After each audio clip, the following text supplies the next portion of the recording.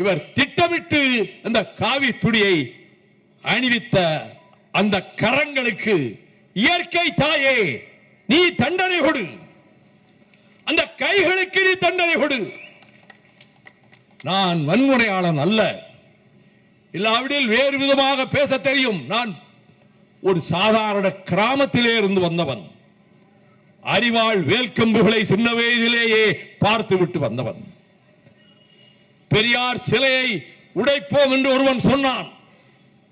நீ அப்படி உடைப்பதானால் தேதி குறிப்பிடு, நாள் குறிப்பிடு, இடத்தை குறிப்பிடு, அறிவித்து விட்டு இந்த இடத்தில் இருக்கக்கூடிய பெரியார் சிலையை இத்தனை மணிக்கு நான் உடைக்க வருகிறேன் என்று சொல். நாங்கள் வருவோம். உடைக்க முனைகின்ற கரத்தை வெட்டி எறிவோம்.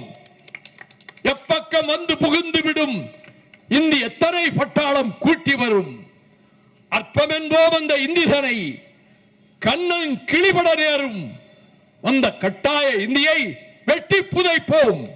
பாராளுமன்றத்திலேயே இந்தி வெறியர்களுக்கு மத்தியில் இதை தமிழிலே முழங்கிவிட்டு ஆங்கிலத்திலே மொழிபெயர்த்து சொன்னவன் நான்.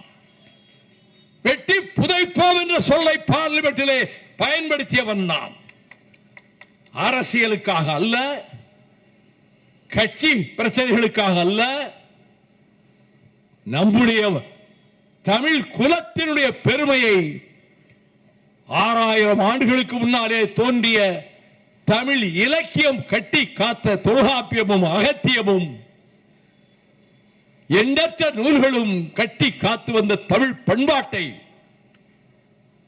எள்ளி நகையாடுகிற வகையில், ஏகடியம் செய்கிற வகையில் என்ன ஆணவமும் மமதையும் திமிரும், with all arrogance, audacious arrogance, with all audacious arrogance, Mr. Vishwanath Arlekar, you attempted to saffronize and put the saffron shawl on the statue of Thiruvalluvar.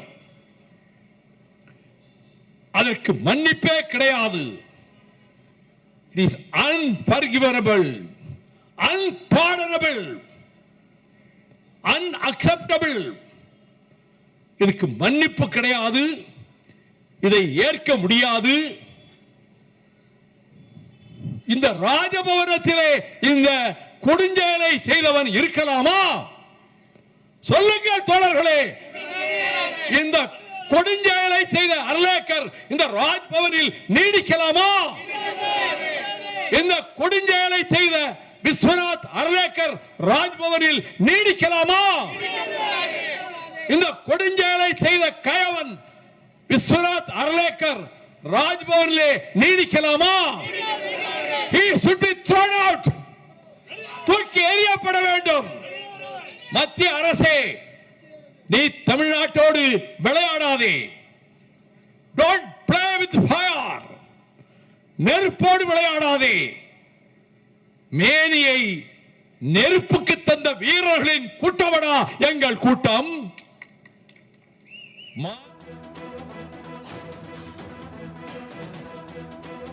Chennai Panagal மாளிகையில் மதிமுக சார்பில் நடைபெற்று வரக்கூடிய போராட்டத்தில் அக்கட்சியின் பொதுச் செயலாளர் வைகோ பங்கேற்று ஆளுநரை கண்டித்து வரக்கூடிய இந்த போராட்டத்தில் அவருக்கு எதிராக பேசி வருகிறார்.